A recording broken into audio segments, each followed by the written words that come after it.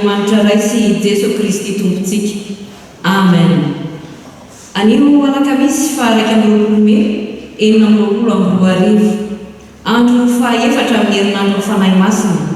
Andiniantsika ny lohahevitra hoe miasa amin'ny fanahy masina nitarika ny zanak'Andriamanitra. Ao amin'ny Romanina 4:1-4 ka hatramin'ny 7:10. Ny tompony anjara dia nisampana tanora zokiny sy nisampana Dorcas. Ny tondra ny fampianarana amintsika dia ny mpitandrina Ramamianina Niriady, mitondra ny fitandremana FJKM andrefany Mananjara. Miarabana amin'ny anaran'ny Tompo izahay ary mirary ny faherezana ho anao sy ny ankohonanao. Hiasa manakaliva ao anatinao ny fanahy masina amin'ny tarihanao ny zanak'Andriamanitra. Dia tarihan'ny Tompo ianao pasteur. Hitsangana isika hidera sy hankalazan'Andriamanitra amin'ny famakiana ny Salamo 4:100, ny andiny 4:20, tohizana amin'ny 7:20 ka hatramin'ny 2:30, ary tsy mipetraka isika raha tsy vita mivavaka.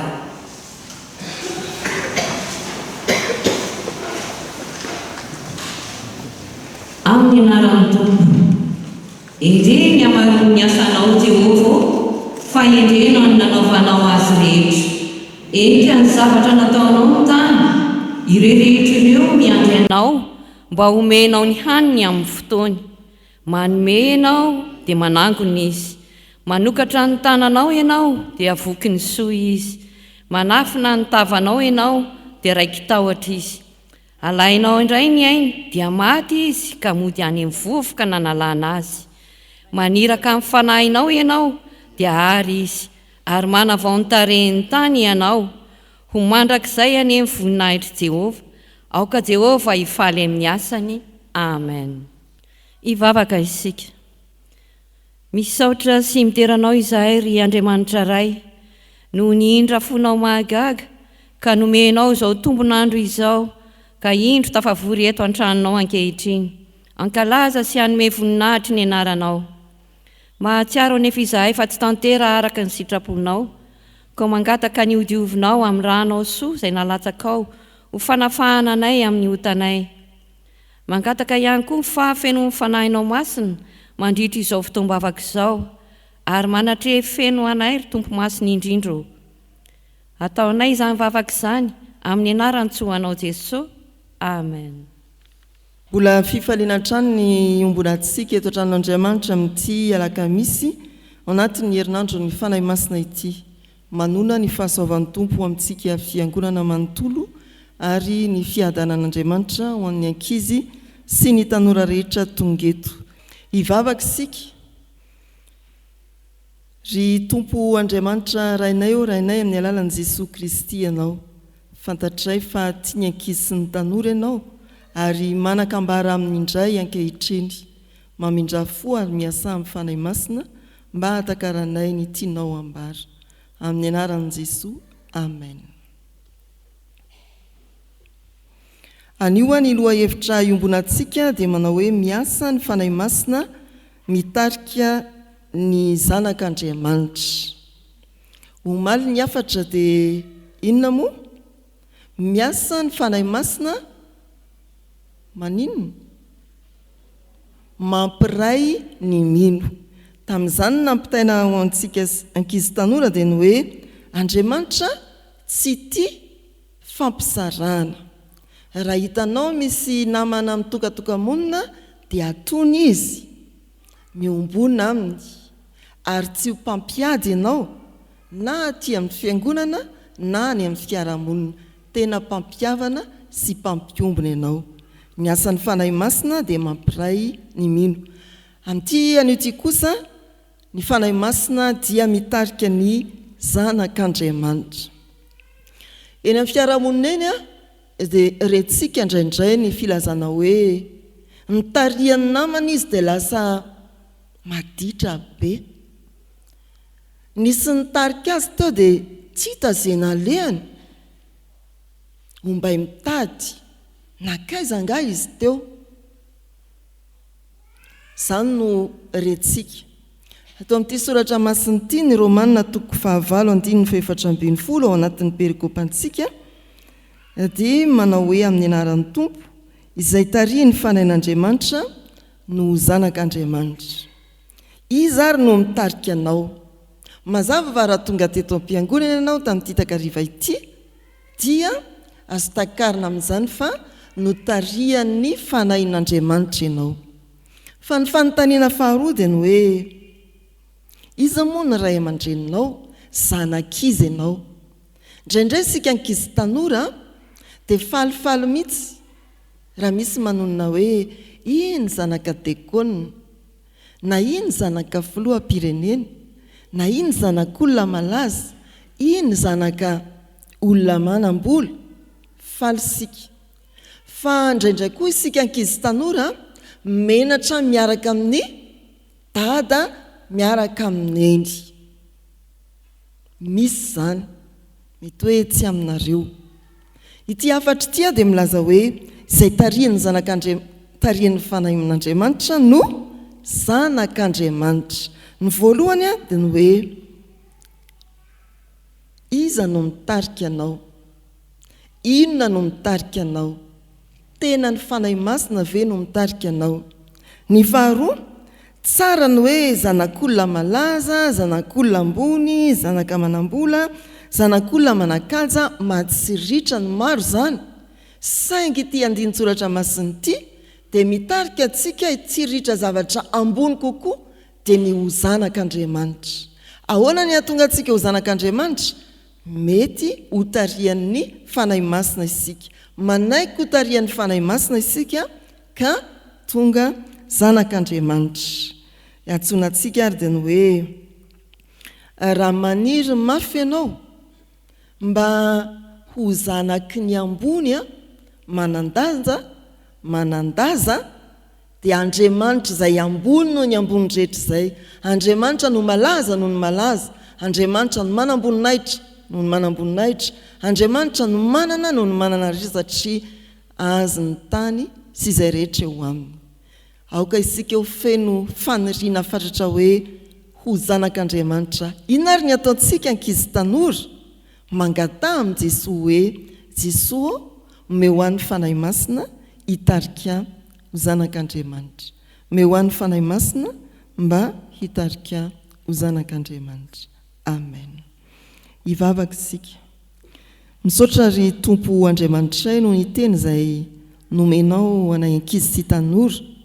Mampatsiaro fa na eo azy dada sy neny, na eo azy ray aman-dreny manodidina anay, dia tsy maintsy mieritreritra anao Andriamanitra izay ka haniry indrindra ny ho zanakao. Ny lalana amin'izany dia ny fitarian'ny fanainao masina anekenay an' Jesoa, ary meno izay fa hiasa amin'ity takariva ity ny fanahy masina mba hitarika anay hanaika ny Jesoa dia tena ho tonga zanak'Andriamanitra izay. Jereo ny fiainanay andavanandro, ny irinay Tompo, dia ny hafanay mitarika ny hafa koa mba hanatona anao hiasan'ny fanahy masina, hatsiaro fifaliana ho zanak'Andriamanitra. Ny hanampina ho anay amin'ny fianarana, ny hanomezana ho anay ankizy tanora, ny fahendrena avy any ambony sy ny fahasalamana. Mianoa ny vavakay amin'ny anaran'i Jesoa. Amen. Iaraka hivavaka isika. Velom-pisaorana anao izahay Andriamanitra, raha nomenao izao fotoana izao indray, fotoana hamakina sy andrenesana ny teninao. Mino izahay fa eto ianao Jesoa, koa fenoan'ny fanahy masina izahay mpamaky, mba tsy handiso na dia tsy pelina iray aza eo mpamakina ny teninao. Ny mpanomponao izay hitondra ny hafatra kosa dia ianao mihitsy no hanolo-tsaina azy, anendriny molony mba hitoriany aminay izay tianao ambara amin'izao takariva izao. Sokafo ny fonay Tompo, ampangino izay zavatra rehetra mety manelingelina anay, mba hifantohanay ka tsy handalo fotsiny Jesosy ny teninao, fa anamboatra anay, amolavolanay mba homendrika atao hoe zandronao tokoa izahay. Amin'ny fahatokiana fa miasa ao amin'ny tokoa ny fanahy masina, ary amin'ny anaran'i Jesosy Kristy Tomponay no anaovanay ny vavakay. amen. Iaraka maky sy iaino ny soratra masina isika ao amin'ny fanekena taloha bokon'i Jeremia toko 7 andininy 1 ka hatramin'ny 5. Rehefa hita dia hovakiana amin'ny anaran'ny Tompo. Fa hoy izy, raha misy lehilahy misao bady ary efa miala raha vehivavy ka vadin'olo-kafa, moa mahazo miverina amin'ny indray va raha lehilahy? Tsy aloto tokoa va izany tany izany? Fa ianao dia efa nijangajanga tamin'ny tsakaiza maro, ka moa ahazo miverina amiko va ianao? O Jehova. Andrandrao amin'ny tendrombohitra mangadiady ny masonao ka jereo. Taiza no tsy nandrin'olona taminao? Teny an-dalambe no ny andrasanao azy toy ny arabo any anefitra, ary ny fijangajanganao sy ny faharatsianao no nandotonao ny tany.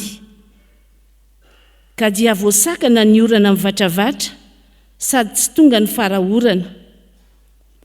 Ary ny andrinao dia andrian'ny vehivavy janga ka tsy manan-kenatra. Moa tsy taraina amiko va ianao amin'izao sisa izao hoe, riraiko ianao no nazatra hatry ny fony aho mbola tanora. Ho tezitra mandrakizay va izy? Hitahiry fahatezerana hatramin'ny farany va izy? Indro efa niteny toy izany ianao, nefa nanao izany ratsy izany ihany, ka nahatanteraka izany.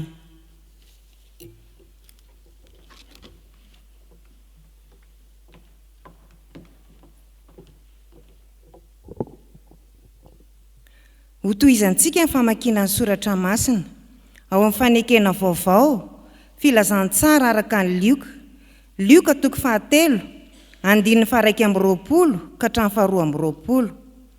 Ary ho faranantsika ny famakiana ny soratra masina ao amin'ny epistily ho an'ny Romanina toko 9 andininy 4:20 ka hatramin'ny 7:20. Rehefa hita dia hovakiana amin'ny anaran'ny Tompo. Ary efa natao batisa ny vahoaka rehetra, ary Jesoa koa efa natao batisa sy ny vavaka, dia nisokatra ny lanitra, ary ny fanahy masina nidina teo amboniny, ka ny endriny dia tahaka ny voromailala. Ary nisy feo avy tany an-danitra nanao hoe, ianao ny zanako malalako, ianao ny sitrako. Fa izay tarihan'ny fanan'Andriamanitra no zanak'Andriamanitra, fa tsy nandray ny fanaham-pandevozana ho amin'ny tahotra indray ianareo, fa nandray ny fanahin'ny zanaka natsangana izay antsointsika hoe Aba, Ray eo. Ny fanahy dia miara-milaza ny fanahintsika fa zanak'Andriamanitra isika. Ary raha zanaka dia mpandova, eny sady mpandovan'Andriamanitra no mpiray lova amin'ny Kristy koa, raha miara-miaritra aminy isika mba hiara-manambonina aminy koa. Amen. Ray masina, mana-masinanay amin'ny fahamarinana, ny teninao ny fahamarinana. Amen. Koa hipetraka ny fiangonana. Ho an'izay rehetra malan'Andriamanitra sady voanso masina mbola ao amin'ny tombona aminareo ny ry havako, ny fahasoavana sy ny fiadanana avy amin'ilay Andriamanitra ray sy Jesosy Kristy mpamonjy antsika. Anterina ny fiarabanantsika rehetra amin'ny anaran'i Jesosy ry havako. Matratra n'izao andro an'izao ary faly miona aminareo eto amin'ny FJKM isotro fitiavana miaraba manokana ny ray aman-dreny mpitandrina, isika ambary tonga ampitondrana rehetra, isika vahoaka an'Andriamanitra rehetra ry havako ny amin'izao ora sy fotoana izao. Engany isika mianakavy samy anaiky ho tarian'ny fanamasina mba ho hitoetra ho zanak'Andriamanitra mandrakariva. Andeha ianiko ao anatin'izao afatra izao sika ry havako amin'ny alalan'ny boky izay efa nivakitsika teo, ny epistily ho an'ny Romanina toko 8:4-20 ka hatramin'ny 7:20. Ny loha hevitra izay efa nampiomanana antsika moa dia efa nilazaina ombenombeny teo ny hoe miasa ny fanahy masina mitarika ny zanak'Andriamanitra. Raha dika tsotra avadika amin'ny loha hevitra izay mpanjintsika atao anatin'ny sahany FJKM zany dia ny hoe ny isan'ny asan'ny fanahy masina izany ny mitarika antsika zanak'Andriamanitra. Ny voambolana hoe mitarika ry havako ny teny fototra izay nakana ny teny hoe mitarika, ny voambolana grika hoe akoa dia azo adika hoe mitondra, mitarika, mitaridalana, mitaona izany. Raha dika tsotra zany ry havako dia tsy hoe mitarika ny hoe ty efa misy zanak'Andriamanitra dia io misy zanak'Andriamanitra zany dia tario amin'izay izy. Fa ny voalohany indrindra zany dia ny hoe tsy hoe mitarika an'ilay efa zanak'Andriamanitra fotsiny izy hoe atao aloha zany zay atonga azy zanak'Andriamanitra dia tario amin'izay izy ry fanahy masina tsy izay. Fa ny voalohany indrindra zany raha miainga amin'izany voambolana izany dia ny hoe ny fanahy masina mihitsy aloha no mahatonga ny olona ho zanak'Andriamanitra. Zay ilay hoe mitaona mahatonga ny olona anankiray ho zanak'Andriamanitra. Rehefa mamaky ny bokin'ny Romanina isika ry havako, ny toko voalohany ka hatramin'ny 9 akoatra ny sasy teny fitarian'ny teny izay ataon'ny Paoly ao, io toko 9 io dia ahitantsika ny fitantaran'ny Paoly, ny filazan'ny Paoly, ny fomba hamonjena ny olona rehetra, ny fomba hamonjena ny olona rehetra na iza na iza. Zany hoe ny fomba hamonjena no hatonga ny olona anankiray ho voavonjy. Mazava ho azy zany raha dika amin'ny loha hevitrintsika dia ny hatonga ny olona anankiray ho lasa zanak'Andriamanitra satria izay ihany ny lalana. Raha tsy zanak'Andriamanitra ianao tsy mahazo mandova ny fanjakan'Andriamanitra, zany very ianao tsy voavonjy ianao anatin'izany. Maninona antsika no miteny hoe na iza na iza satria manindry an'izany Paoly, na iza zany hoe ny olona rehetra rehefa nirahana ho apôstôly ny jentilisa mantsy Paoly dia nifanehatra tamin'izany fifanoherana maro samihafa teo amin'ny fiarahamonina zay nanirahana azy, tsy tao Roma ihany fa tamin'ny fiangonana rehetra zay, tamin'ny toerana rehetra zay nanirahana azy, nanomboka ireo faritra haitsika tsara io faritra Azia Minora iny zay isan'ny toerana lehibe zay nanatanterahan'ny Paoly ny asany rehefa nanaiky ny antson'Andriamanitra izy, ary indrindra nanomezana azy ny iraka manokana hoe apôstôly ny jentilisa. Dia mifanehitra tamin'ny fifanoherana maro isan-karazany toaka ny hoe jiosy sy jentilisa, manana ny lalàna sy tsy manana ny lalàna, voafora sy tsy voafora, matanjaka sy ny malemy zay hitantsika tao anatin'ny bokin'ny Romanina zany, andevy tsy andevy, lahy sy vavy, zany rehetra zany no mifanehitra zany fifanoherana fiarahamonina zany ny reharehan'ny fiarahamonina zay natongavan'ny Paoly nanaovan'ny nirak'Andriamanitra azy. Ary haintsika tsara koa fa na Jesosy zany dia nifanehitra tamin'izany, fanehitra an'izany Jiosy Samaritana, Fariseo sy mpanoran-dalàna sy ny sisa, taranak'i Abrahama tsy taranak'i Abrahama, zany no nyrehariany. Mazava ny afatro Paoly ry havako rehefa mamaky an'ireo tokony lazaintsika isika zay faranany eo amin'ny toko 9 io, mazava ny afatra tsy zany no hamonjenantsika, tsy zany toerana izany, tsy zany zavatra ireharehanareo izany hoy Paoly no hamonjenantsika, fa tokana ihany dia ny finoana an' Jesosy Kristy ho tompo sy mpamonjy, izy irery no nanamarina antsika teo amin'ny hazo fijaliana. Tsy zany toerana misy zany, tsy avy amin'ny ezaka ataonao na zay mety ho mialatsiny amin'ny teny vahiny hoe statut social moa zany, tsy zany hoy Paoly no hamonjenantsika, fa tokana ihany dia Jesosy Kristy maty teo amin'ny hazo fijaliana, izay mamaritra atsika ho zanak'Andriamanitra. Ary avy aiza ny mahatonga an'izany? Avy amin'ny fanekentsika an' Jesosy Kristy ho tombo sy mpamonjy, amin'ny alalan'ny fanekentsika ny fitarian'ny fanahy masina ka mitaona antsika hibebaka rehefa mandre ny tenin'Andriamanitra isika. Ary rehefa manaiky an'izany isika dia tanteraka ilay hoe zay rehetra nandray azy dia nomeny hery ho tonga zanak'Andriamanitra. Ny fanahy masina ny manazava, mitaona sy mitarika an'ilay olona ho amin'izany toerana izany. Ambara ry havako ety am-piandohana fa tsy ny fiaviana, tsy ny firazana, tsy ny saranga, tsy ny volokoditra, tsy ny toerana misy ianao, tsy ny andraikitra tazominao, ary na inona koa mety ho azo ho tany saina no mahamaritra ny mahazanak'Andriamanitra anao. Fa ambarany Paoly eto mazava ny fanahy masina zay tarihan'ny fanahy masina ka tonga zanak'Andriamanitra, izay ihany no antsoina hoe zanak'Andriamanitra. Ireo rehetra ny tany saina ireo mantsy dia ambarany Paoly mazava tsara hoe ireo ilay miteraka antsika ilay hoe nateraka antsika araka ny nofo.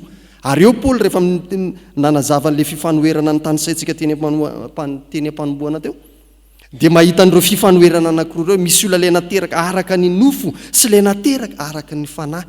Dia azontsika vakina ny eo ambony eo alohan'io perikupantsika teo io fa hazavainy tsara ao anatin'izany hoe misy ilay nateraka nofo, mandehana araka ny fanahy ozy dia tsy hatanteraka ny filany nofo ianareo, zay rehetra nateraka ny nofo dia nofo ary ozy isika dia ireto dia manao ny fanao ny nofo, fa mifanohitra izy roa, mifanohitra ireo.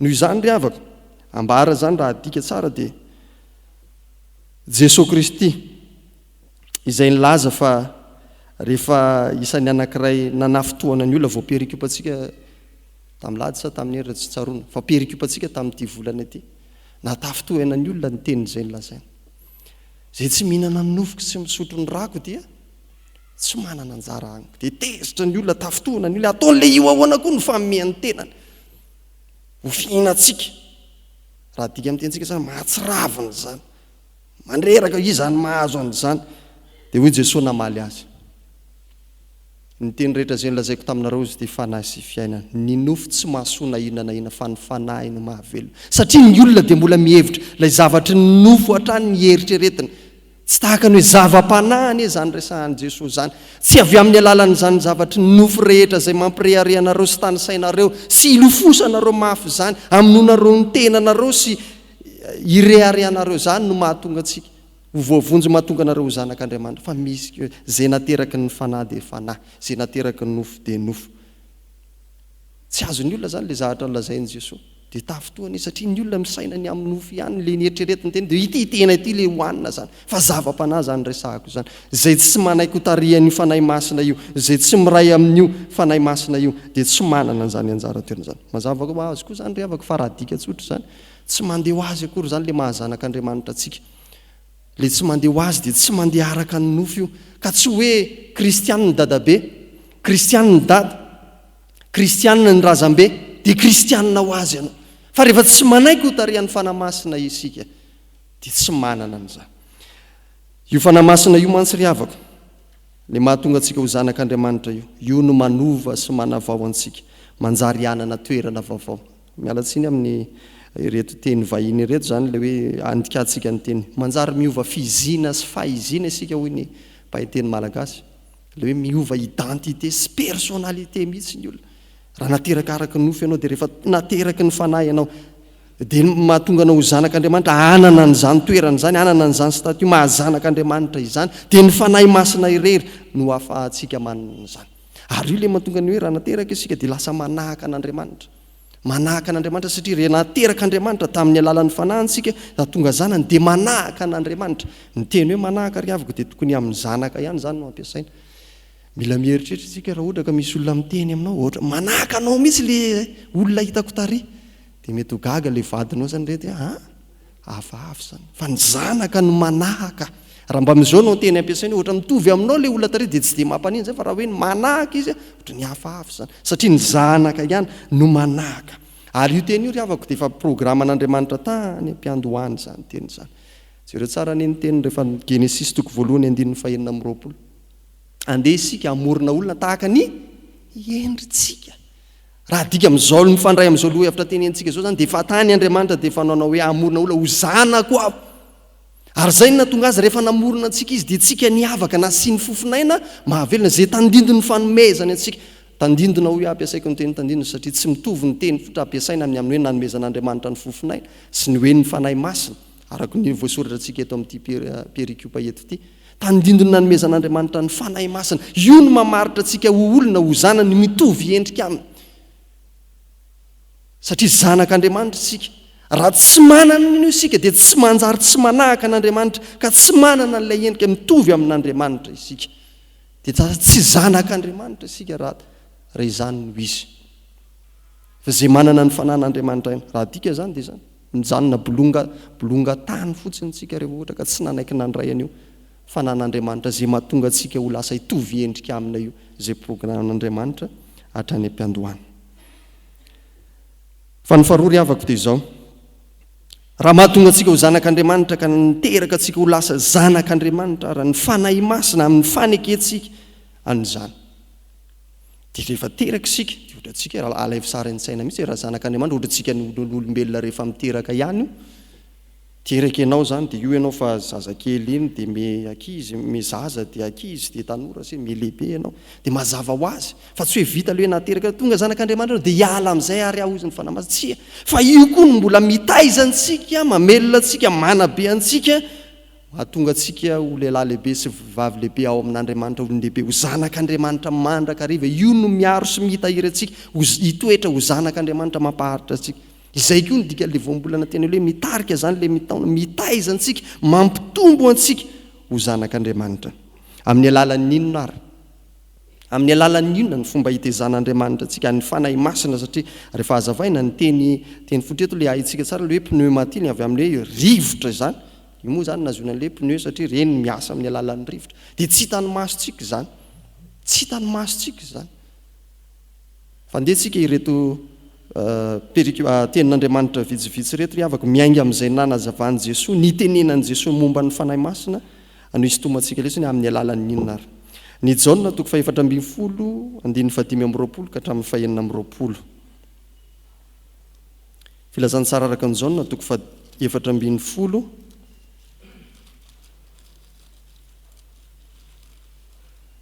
andininy 5:20 sy 6:20 dia eo akaiky eo ihany satria ireo mifanakaiky misy teny anankitelo eo ny Jaona toko 5:20 andininy 6:20 sy 7:20 ary ny Jaona toko 6:20 mifanakaiky ireo ny andininy 2:20 sy 3:20 ovakiko misesy ireo dia ny Jaona toko 4:20 andininy 5:20 sy 6:20 filazany Jesosy rehefa nalahelo ny mpianatra hoe iza moa zany ny fanahy masina izany teny izany dia efa voalazako taminareo raha mbola mitoetra eto aminareo fa ny mpananatra dia ny fanahy masina izay irahany ray amin'ny anarako izy no ampianatra anareo ny zavatra rehetra sy ampatsiaro anareo ny zavatra rehetra izay nolazaiko taminareo io fanahy masina io izy no ampianatra anareo sy ampatsiaro anareo izay nolazaiko taminareo zany ny teny rehefa miverina vetivety manao anakaiky kely fotsiny isika ry avaka ny hoe aiza moa isika ny mahita ny zavatra nambarany Jesosy tamin'ny mpianana aiza isika mahita an'izany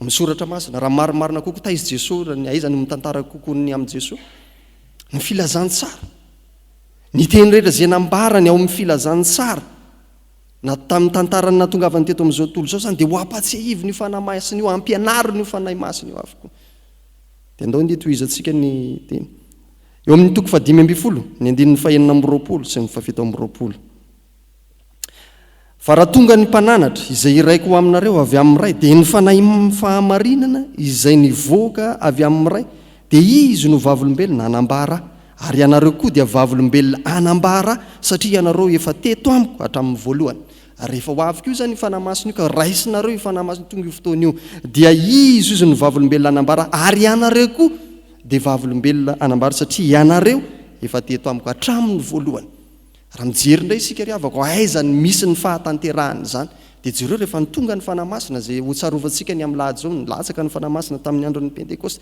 dia sanjory vavolombelona ny apôstôly aiza ny ahitantsika n'izany tantara zany ny asan'ny apôstôly dia jereo vakio ny asan'ny apôstôly manontolo fa fitantarana zay mahatonga azy hoe asan'ny apôstôly fa raha ny tena teny moa no manambarana ny anaran'ny boky moa zany dia tokony hoe asan'ny fanahy masina tamin'ny alalan'ny apôstôly fa lava loatra moa zany dia nadika tsotra hoe ho asan'ny apôstôly fa taony ny tantara ny fahasahin'ny mpianatra ny joro vavolombelona rehefa nandray ny fanahy masina izy tanteraka ao amin'ny asan'ny apôstôly zany dia andao tsika madika ao amin'ilay farany izay niresahana teo ary hoy Jesosy indray ao amin'ny Jaona toko 5:20 andininy 2:20 sy ny 7:20 mbola manana zavatra maro lazaina aminareo nefa tsy zakanareo ankehitriny fa raha tonga ny fanahy ny fahamarinana dia izy no hitari-dalana anareo amin'ny marina rehetra fa tsy hiteny ho azy izy fa zay ho reny dia ho lazainy avokoa ary na ny zavatra ho avy azy dia ambarany aminareo izy no hitari-dalana anareo amin'inona izy amin'ny marina rehetra eo zao izy le hoe asan'ny fanahy masina no mitari-dalana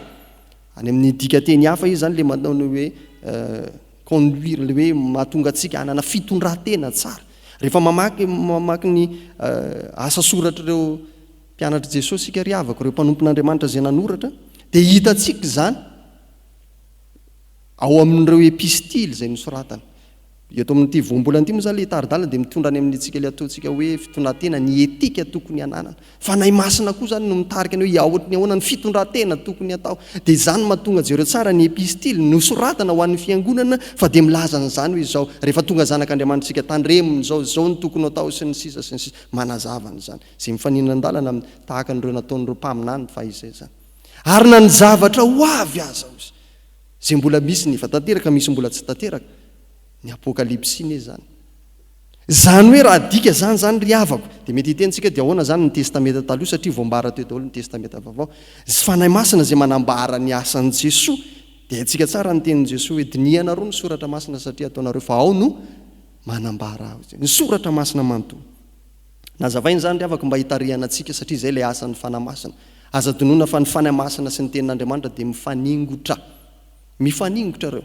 tsy mety raha ohatra ka mamaky an'ity soratra masina ity isika nefa tsy manaiky hotarihan'ny fanamasina mivilana ny fahazahoantsikan'io mivilana ny fahazahoantsika ary niovany eviny aza donona fa satana koa mba nanampiasan'io fa nivilana ny ampiasany azy ary firifiry amin'izao vaninandro iainantsika izao mampiasany zany mba azahoana tombontsoa dia ampiasaina ny tenin'andriamanitra mba azahoana zay mety eritreretana dia ampiasaina ny tenin'andriamanitra rehefa tsy manaiky hotarihan'ny fanamasina satria tenin'andriamanitra io dia ny fanahan'ireny ihany ny mahay manazavany io ary antsika tsara ny teny ambaran'ny petera fa ny famoaky hevitry ny soratra masina dia tsy vitan'iny fisaina ny olona fotsiny fa mila ny fanan'andriamanitra ary tsy mety koa ny olona zay mangataka mandrakariva mangataka lava amin'ny fanamasina mba fenoy izay maety izay kanefa tsy mety mamaky na miaino sy mianatra ny tenin'andriamanitra fa ao amin'ny tenin'andriamanitra no ahitantsika ny tary-dalana ary zay le teny hoe amin'ny fomba ahoana amin'ny alalan'ny tenin'andriamanitra vakina ny tenin'andriamanitra ienona ny tenin'andriamanitra ianarana ary io le ampatsiahivin'ny fanamasina ibitsihany aminao fa rehefa tsy mianatra isika inona moa no ampatsiahiviny ao tahaka ny mpianatra io tsy hoe rehefa tonga ny examen dia hivavaka tahio jesosy zay fanala fanatinana sinsisy nianatra ianao dia ny fanamasina ny mampatsiahy atsika zay rehetra ny anarana ary tahaka n'izany koa ny ao amin'andriamanitra dikan'izany zany ny olona tarihany fanahy masina dia ny olona tarihany amin'ny alalan'ny tenin'andriamanitra ary zany mahatonga atsika fiangonana na inona atao dia alohavan'ny tenin'andriamanitra mandrakariva tsy afaka manao na inona ny fiangonana raha tsy eo ny tenin'andriamanitra na fivoriana io na fitombavaka io na fanapahan-kevitra io na asa atao na inona dia eo hatrany ny soratra masina irery an'ny tarika atsika fa amin'ny alalan'izany no asan'ny fanamasina ho antsika hitarihany atsika ao zany no ahitantsika hoe aiza daholo ny tari-dalana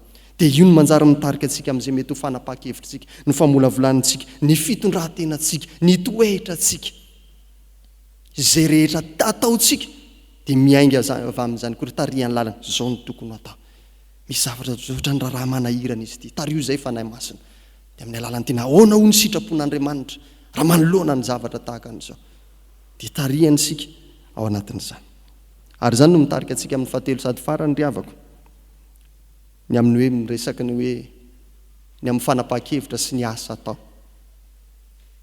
fa io koa ny fanamasina koa ry havako malala rehetra amin'ny tompo dia tsy hoe teny fotsiny ihany zay tena marina antsika an'izany moa zany io manamarina hoe teo zany tsika zao dia nahita an'le hoe ny fanamasina kay dia tenin'andriamanitra ihany ary atsika tsara moa ny jaona toko voalohany filazany tsara ny jaona toko voalohany dia atsika vao manomboka izy tamin'ny voalohany ny teny ary ny teny dia tao amin'andriamanitra ary ny teny dia andriamanitra ny teny sy andriamanitra raha ihany ary dia koa izy mandevo amin'ny andininy faefatra ambe folo fotsiny dia ahoana izy ary ny teny dia tonga nofoka nonona tamintsika jesoa nitondrona amin'io jesoa koa zany le teny dia zao tsika nahita kay ny fanamasina ihany koa kay le teny dia normal be zany satria ireo le ataontsika le hoe trinité le andriamanitra tokana andriamanitra telo nefa iray ka raha teny andriamanitra dia teny ny zanany ary teny koa ny fanamasina dia tsy miala amin'izany isika ary zany no mahatonga antsika ampirisihany foana ianaro re ny tenin'andriamanitra ndao hiainana re ny tenin'andriamanitra andao re ary io no mitarika atsika ho amin'ny asa io no mitarika atsika ho amin'ny asa fanapahan-kevitra araka ny lazaina teo satria maninona ry havaka no mitarika atsika ho amin'ny asa izany aza dinona fa ny fanahy masina koa dia hery izy io tsy hoe hery force fotsiny fa puissance énergie ho ny teny vahiny angovo mihitsy ny fanahy masina dia atao inona moa ny angovo entsika ampiasaina anodonana ny milina rehetra zay mety azotsika ampiasaina na fiarakodia io na kodiarandroa io na kodiaranefatra na ny manidina na ny eny ranomasina sy ny eny nabakabaka na ny fitotombary sy ny rehefa mety ho milina na any anatin'ny orinasa dia mampiasa angovo avokoa hery izy io ary zay raha hery izy io teny io mahery azy io ny avin'ny teny hoe attraction raha miresaka zany tsika zao ohatra hoe fiara dia misy ny atsony attraction avant sa attraction arrière raha attraction vao izy dia le misarika le eo aty aloha zany no misarika an'ilay fiara raha arrière izy dia inony zany no manosika azy ka sady manitarika io no manosika atsika ihany koa ka raha zanak'andriamanitra isika rehefa tonga zanak'andriamanitra dia io no mitarika atsika ny amin'ny asa rehetra tsy mamela atsika hitomemem-pona zany ny fanahy masina mila mandiny tena zany ny olona rehefa olona kamokamo sy olona tsy mety asa antsona ny asa miantso ny asa ny fiangonana hoe ndao ty misy asa zay atrehana izy le tsy mety za le mitondram-bavaka fa tsy mamelanao io mitondram-bavaka fotsiny io fa manaingy atsika hiasa io satria angovo izy ary mazava ho azy anie zany raha zanak'Andriamanitra tsika zany hoe izy ny raitsika io no mahatonga atsika le tany am-piandohana teo le ahatonga atsika hiteny hoe ny fanamasina marambanaiky hoe fa zanak'Andriamanitra tsika mahatonga atsika hiantso hoe abaray io fa raha zanak' dada ianao dia mila mihaino ny tenin'ny dada zay le faharoa teo anarin'ny dada ianao rehefa miteny ao dia ny tenin'ny dada no nitarika anao hoe sy nianatry ny dada no renesinao fa tsy hoe mihaino fotsiny ihany koa fa raha zanak' dada ianao dia manao ny asa zay ampanaoviny dada ianao ity misy asa zay atao ary mila mieritreritsika zany ry havako fa tadio fa tsy hisy dika nene nijanona karosy erisy volongam-by fotsiny eo iny rehefa tsy misy angovo azo anodinana any tahaka le nyresahako teo hoe mijanona bolonga tany eo rehefa tsy niraisinao le fofinaina lay fanay masina ao amin'Andriamanitra dia lasa manahirana mianamena dia tsy manana n'ilay mahazanak'Andriamanitra atsika isika zany ry afaka no afatra mitondrain'ny tompo amin'ity anio ity mba hitoerantsika menakavy mba hanaiko hotarian'ny fanamasina mandrakariva hitoetra satria io no mahatonga atsika ho zanak'Andriamanitra ampatsehivon'ny tompo antsika tamin'ity anio ity ary fa ny mahazanak'Andriamanitra anao dia tsy mandeharaka no fa ny fanain'Andriamanitra ihany ny fanekenao an'Andriamanitra ihany ka ny mahatonga anao hibebaka ary hanaiky an'i Jesosy ho tonga sy mpamonjy ny fiainanao dia iny ianao fa tonga zanak'Andriamanitra asan'ny fanamasina madiodio zany fa tsy miavy amin'ny ezaka zay ataontsika ny avy amin'ny toerana zay mety misy atsika zay mety iriarian'ny olona ary io no mitarika atsika amin'ny alalan'ny teniny ary izy ihany koa no manome fahazavan-tsaina hatakaratsika zany ka izantsika mitondra tena tsara tarian-dalana amin'izay rehetra tokony atao ary indrindra mitarika atsika anao ny asany ihany koa amen hivavaka isika fantatray tamin'ny alalan'ny afatra nampitondrainao ny mpanomponao Andriamanitro fa tokana ny fanalahidy mba hamoa ny varavarana hidiranay ho ankonana ao Andriamanitra ho zanaka ao Andriamanitra dia ny fanahy masina izay ampahery anay handrain'i Jesosy Kristy dia misaotra ny amin'izany torolalana mazava izany no ny asan'ny fanahinao masina dia ataovy zanaka ao Andriamanitra tsy misy fangarony izahay tsy misy fitaka ary amafiso aminay fa tena zanakao izahay dia tonga hiantso anao tsy salasala ho abaray no ny asan'ny fanahinao masina tezao sy arovy izahay zanakao ary ampianaro raha tsy mahay ny teninao ampajivo raha manadino ny sitraponao no ny asan'ny fanahinao masina indreto izahay zanakao ataovy manana ny hery avy aminao hamitana ny fanomponanao hijoroana ho vavy olombelonao meo anay indrindra koa ny fanantenanany amin'ny lova iombonanay amin'i Jesosy Kristy zanakao tsy mifarana eto amin'ity zao tontolo zao hita maso ity ny fiainanay fa tonga amin'ilay toeram-boninahitra iarahana Andriamanitra manana amin'i Jesosy zanakao mpiara-mandova anao Andriamanitra mpiray lova amin'i Kristy izahay dia fifaliana ho anay koa tompo ny miorina amin'izany fanantenana tsara izany fa mbola ety amin'izao tontolo izao izahay dia manonona vavaka mahatsiaro ny teninao manao hoe ny zanako sy ny asan'ny tanako dia aoka ao adidiko ihany jereo ry tompo ireo zanaka ao Andriamanitra miaritra fanahintenanao amin'ny nofo tody tsy fahasalamana anindry azy ireny ao tondra fanasitranana ary indrindra mindra fo ahasalama ny fanahiny jereo ry tompo ireo sahirana no ny fahasarotan'ny fiainana amarino fa raha mikatsaka ny fanjakanao Andriamanitra izy dia nampy ho azy ireny ny zavatra rehetra azatonoina Andriamanitra ireo zanakao zo hipahoriana mba hitondray fampiononana avy amin'ny fanahinao masina dia jereo indrindra koa ireo manana anjara fifaliana tompo-pahasoavana avy aminao no ny asan'ny fanahinao masina izy ireny dia atsiaro fa zanaka novanginao amin'izany fifaliana miavaka izany ka dia hitombo amin'ny fanoloran-tena sy ny fahamasinana Jesosy tianay raha mba tonononao zanaka ao Andriamanitra ny mpiaramonina aminay eto amin'ity Madagasikara ity na malagasy izy ireny na vahiny irahana manao raharaha eto amin'ny firenenay. Miasa mahery eto amin'ny firenenay amin'ny alalan'ny fanahy masina ianao mba hitodihan'ny olona rehetra aminao Andriamanitra ka anoran'ny tena dia ho tonga zanaka ao Andriamanitra ny tsirairay avy. Mba tsy ho nofo zany Tompo fa tanterahanao araka ny teny fikasanao. Tononay aminao ny fiangonana, tsy miafina aminao ny azakazaka mandritra izao herinandro ny fanahy masina izao, indrindra ho an'ny synody FJKM. Ianao Tompo ampahery ireo mpitandrina rehetra ny anisam-pitandremana, ireo katekista délégué, ny birao mpiara-miasa izay mitarika ny fiangonanao. Tompo, ataovy hitanao ny ezaka ataon'ny fiangonana ary tsy ho verimaina, ho tsara homana ny vahoakanao ny zanaka ao Andriamanitra hitsena ny Pentekosta atsiaro fa miasa ny fanahinao miaro ary mampahery. Ny fiainanay manokana izay tsy miafina aminao Tompo dia apetraka eo ampelatananao koa. Ny fanomponay, ny fiainam-panahinay, ny fahasalamanay, ny ara-ankonanay tsiraray avy reto izay fikasana tsara ao anatinay. Vangio indrindra ny sampana tanora kristianina zokiny, ny sampana Dorcas izay nantsoinao miavaka tamin'ity takariva ity. Enganery Tompo, ahery ao amin'izy ireo tsiraray avy sy ao amin'ny fikambanana ny fanahinao masina. Ny hotoy ny itony herinandro ny fanahy masina itony dia ankininay sahady eo ampelatananao.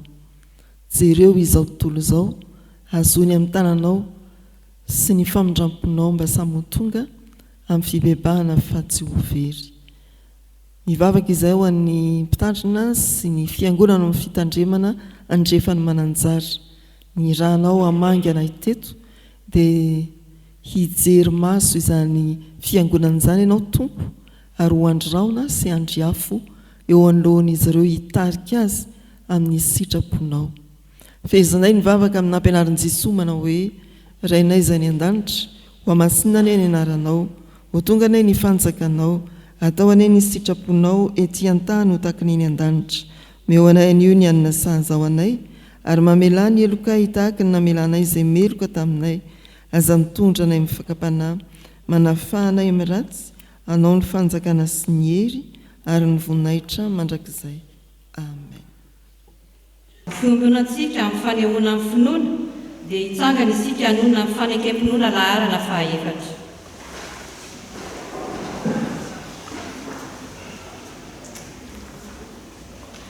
Manambara ny finoantsika ny Jesosy Kristy isika dia araka ny tenin'ny Jaona nampanao batisa hoe: indro ny zanak'ondrin'Andriamanitra izay manaiso tamin'ny fahotany izao tontolo izao, sy araka ny teny nataon'ny Andrea hoe: efa nahita Mesia izahay, sy araka ny teny nataon'ny Natanaela hoe: Rabi eo, ianao ny zanak'Andriamanitra, ianao ny mpanjakan'i Israely, sy araka ny teny nataon'ny Samaritana hoe: ny tenanay ny nandre ka fantatray fa izy tokoa no mpamonjy izao tontolo izao, sy araka ny teny nataon'ny Petera hoe: ianao ny Kristy zanak'Andriamanitra verina, ianao ny manana ny teny fiainana mandrakizay, sy araka ny teny nataon'ny Tompo sy Andriamanitra.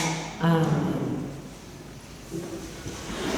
Ny tsara ho fantatra, isakariva amin'ny 5 ora sasany fidiran'ny fanompom-pivavahana mandritra ny herinandro ny fanahy masina.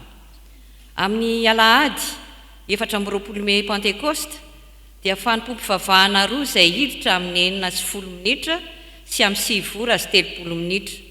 Misy fandraisana ireo katekomena ho mpandray ny fanasan'ny tompo ny faharoa.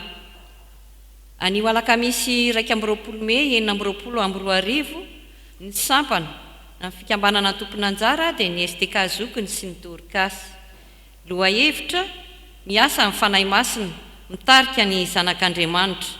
Romanina 5:4 ka hatramin'ny 7:10. Ny mpitandrina Rahalambo miarana ny Riaja avy ao amin'ny FJKM mandefa ny mananjara SPA10. Rahampitso Zoma 20 Mey 2024. Nitarika indray kosa dia ny AFF, ny SAFIF, ny FMK VF. loha hevitra miasa amin'ny fanahy masina mamokatra toetra miavaka ao amin'ino ao amin'ny Galatianina 5:1-2 ka hatramin'ny 5:20. Ny mpitandrina hitondra ny hafatra dia Raharinoro ny hasina avy ao amin'ny Aumônerie FJKM hôpitaly ny Fenerivo SPA 11.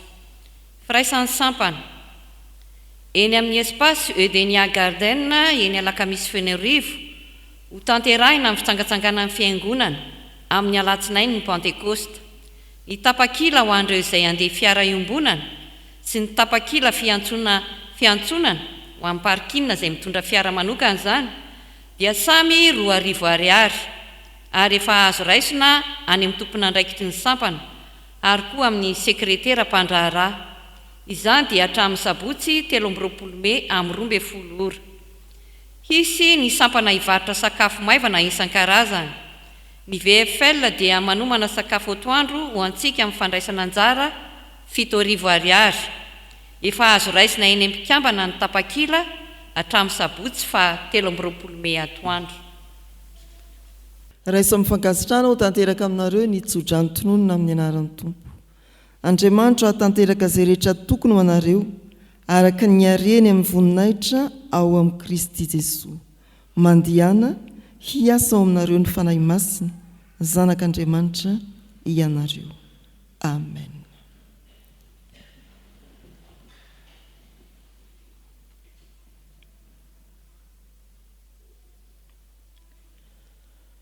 Ho an'Andriamanitra irery ihany eny ny voninahitra amin'ny anaran'ny Ray sy ny Zanaka ary ny fanahy masina. Amen.